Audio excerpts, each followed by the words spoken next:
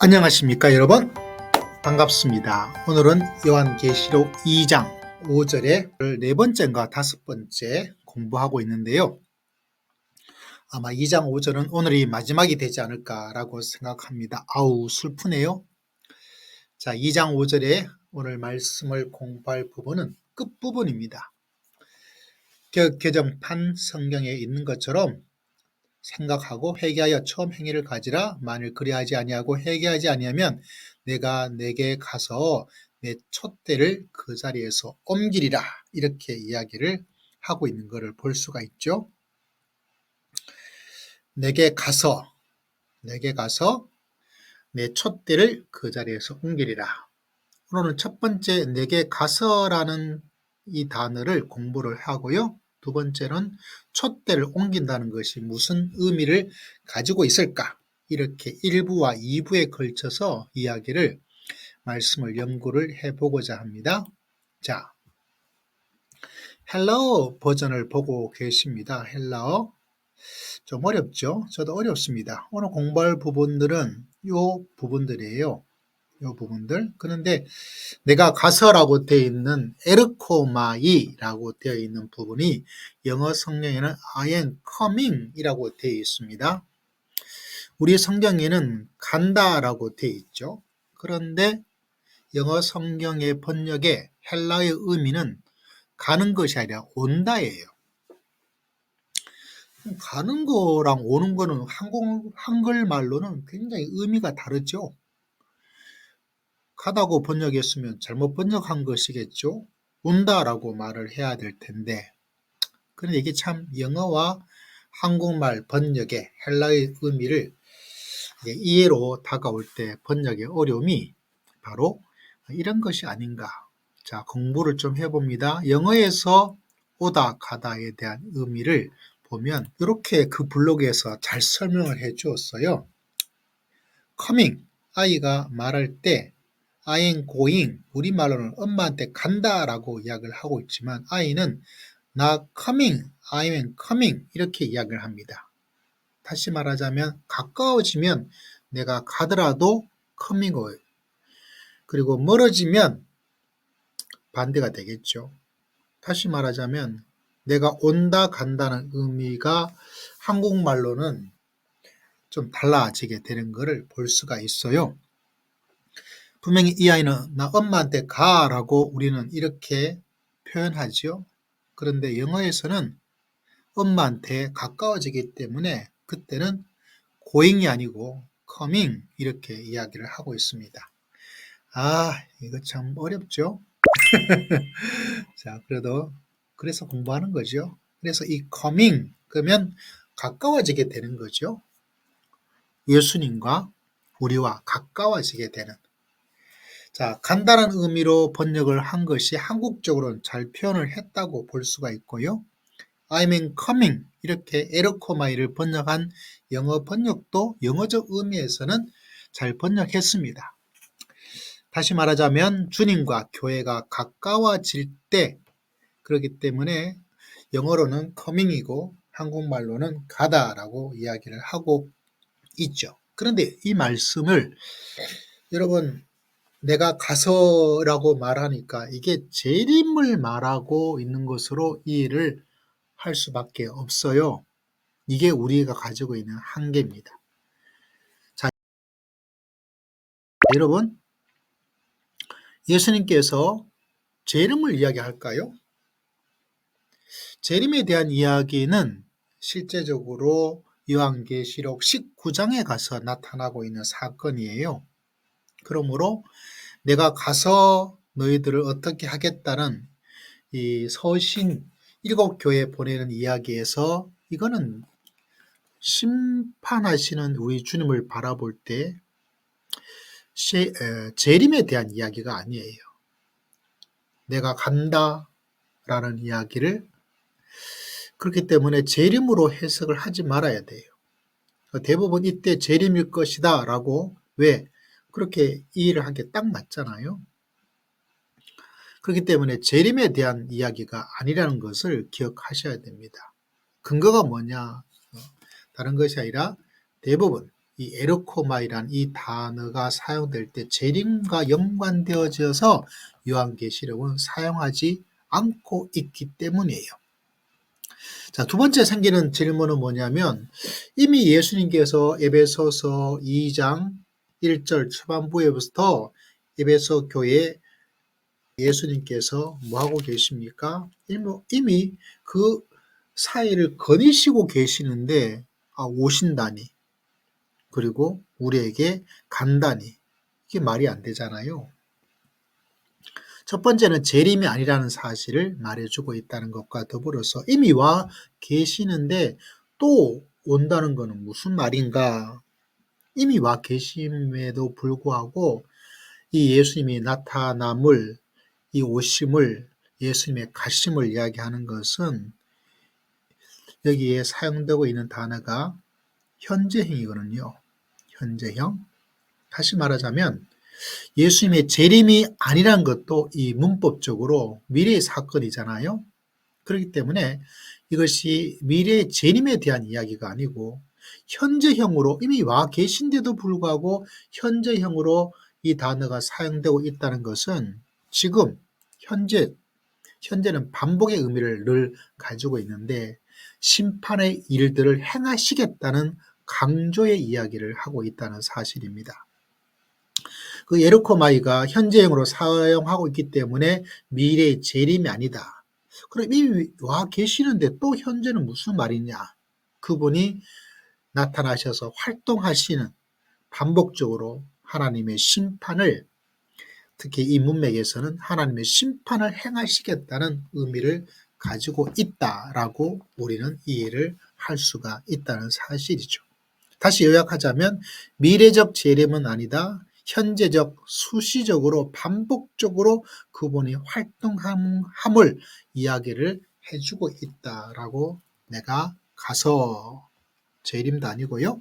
내가 가서 지금 반복적으로 수시적으로 내가 이런 일을 행할 것이다 라고 이야기를 하고 있다는 것이 바로 이 에르코마이라는 현재형 단어를 통해서 우리에게 말씀을 해주고 있는 하나님의 말씀입니다. 특별히 현재형 그보다는 이 말씀을 여러분 재림으로는 해석을 하지 않아야 돼요. 재림으로 해석을 해서는 안 됩니다. 꼭 그것을 기억해 주시기를 바라요. 자, 이제는 두 번째 2부로 넘어가게 되죠.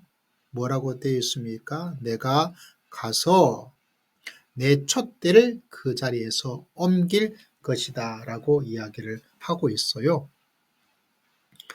여기는 또 이제 미래형, 여기도 영어도 잘 나타나 있죠. will란 단어를 해서 하나님께서 이거를 행하지 않으면 내가 이렇게 하겠다라는 현재가 옮긴다라고 할 때 학자들이 이야기하고 있는 것은 이 도시가 뭐 침적층인가 뭐 그런 층으로 되어 있어서 에베소 도시가 옮겼다 이런 사회적 맥락 속에서 이 이야기를 하고 있다라고 이야기를 하고 있기도 해요. 그에 대한 구체적인 자료들은 제가 잘 찾지를 못했습니다.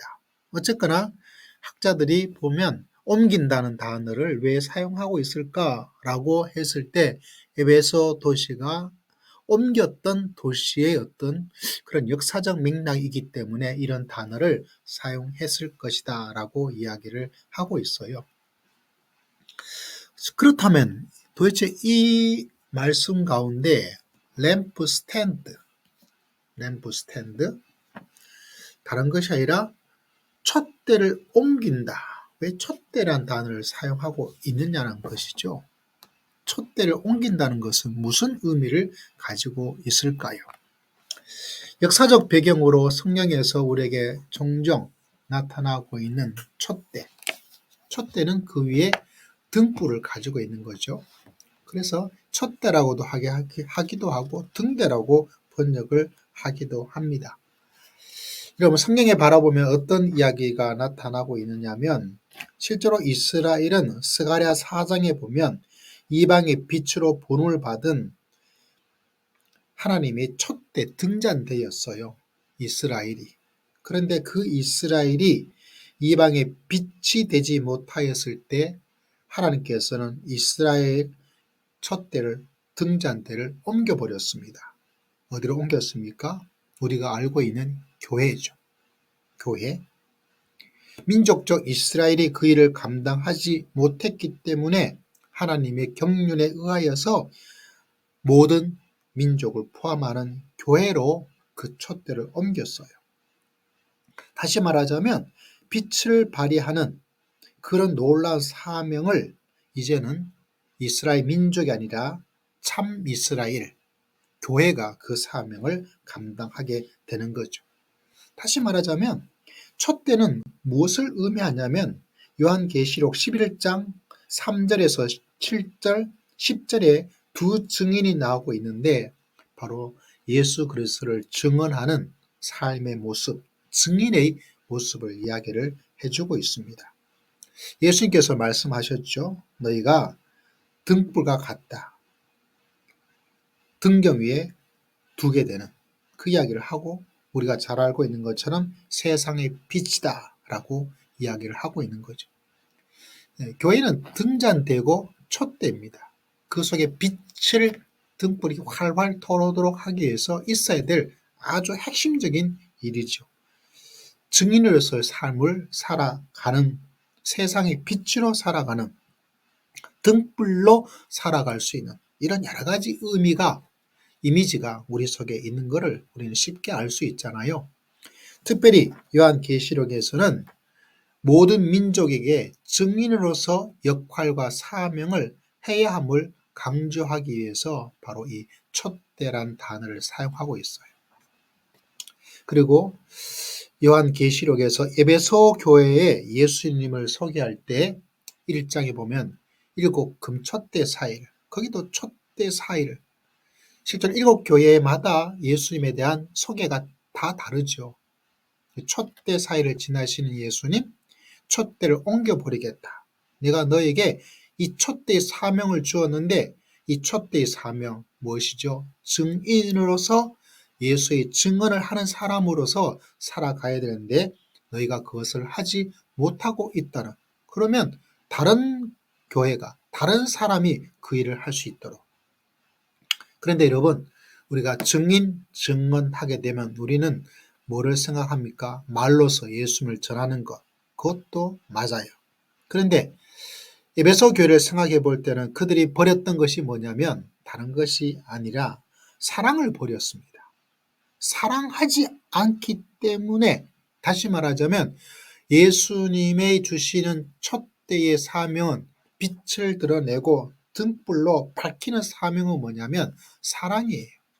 사랑으로서 세상에 어둠을 밝히 보여주는 그 사명을 하지 않으면 이스라엘에게서 교회를 온 것처럼, 이스라엘에서 교회로 촛대를 옮겨버린 것처럼 너희 교회에서 다른 교회로, 너희 성도에서 다른 성도로서 그 사명을 옮겨버리겠다. 이렇게 이야기를 하고 있는 거죠. 요약을 하자면 촛대를 옮긴다는 것은 증언의 사명을 하는 그 사명적 역할을 다른 쪽으로 옮겨버리겠다는 겁니다. 이게 참 중요하거든요. 또 두 번째, 촛대를 옮기겠다는 것은 증언의 사명을 다른 교회와 다른 성도에게 옮기는 것과 더불어서 스가랴 4장 6절의 촛대에 대한, 스가랴 4장이 두 감람나무가 나오고 거기도 촛대가 나오거든요.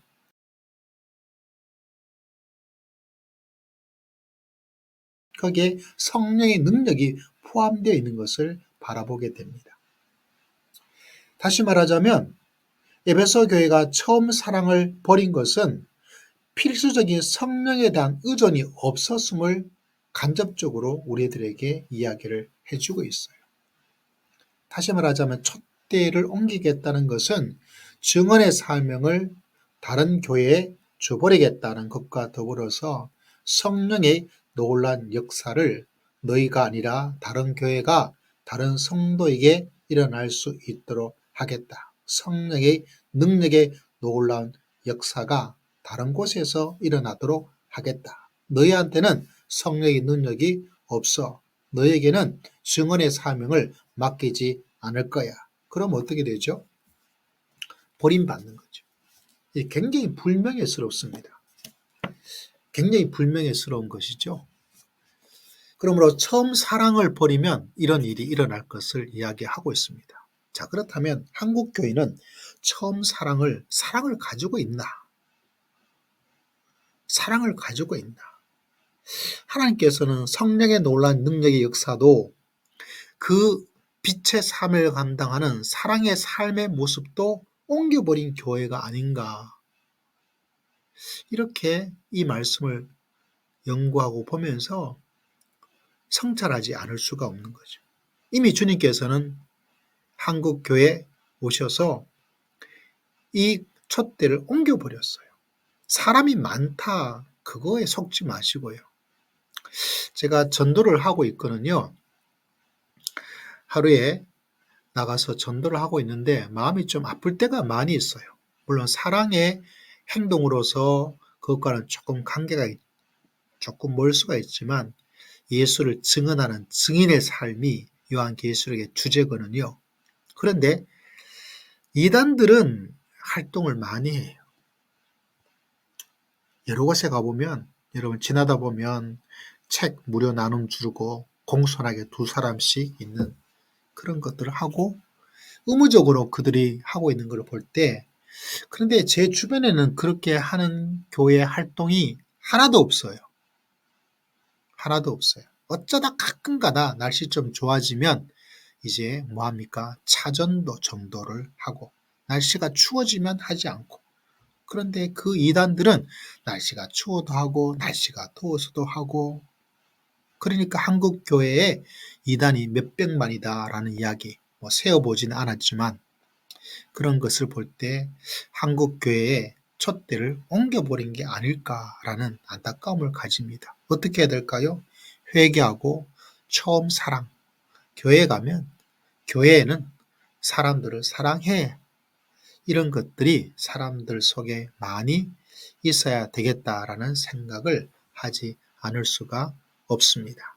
자, 오늘은 요한계시록 2장 5절의 마지막 부분을 공부를 하였습니다.